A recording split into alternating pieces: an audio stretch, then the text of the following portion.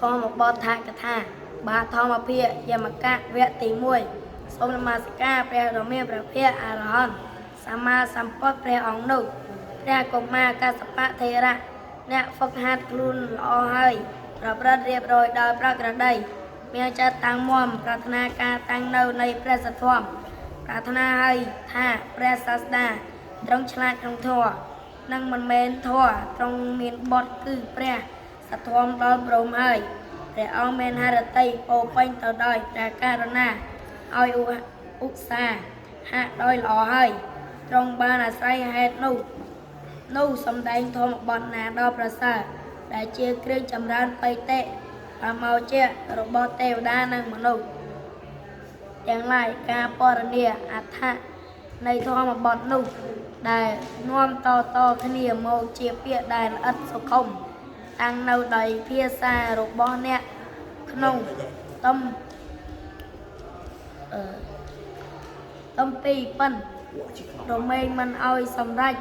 ដល់ការព្រមនៃប្រយោជន៍ដល់សត្វទាំងឡាយ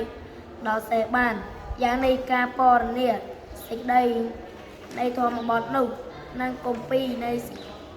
ឲ្យសម្រេចនៅប្រយោជន៍ដល់មនុស្សលោកទាំងពួងបានខ្ញុំដែលព្រះទេរៈនោះអរតនីដោយគោរពហើយ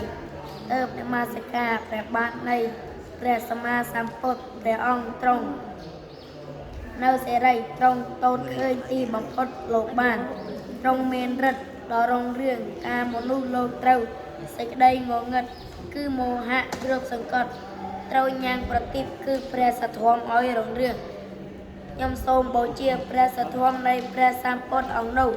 នឹងធ្វើអញ្ជលីដល់ព្រះសង្ឃនៃព្រះពុទ្ធអង្គនោះហើយទៅវាភាសានោះ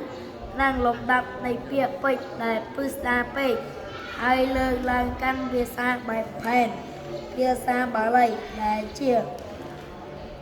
ទីរីករាយនៃចិត្តហើយពោលអត្ថកថានៃធម្មបទនោះដោយខ្លឹមសារមិនសរសេរខ្សែសរដោយភាសាដទៃធ្វើបទជញ្ជាអ្នកនៃគាថាទាំងឡាយក្នុងធម្មបទនោះដែលនៅមិនទាន់ជាក់ច្បាស់ឲ្យជាក់ច្បាស់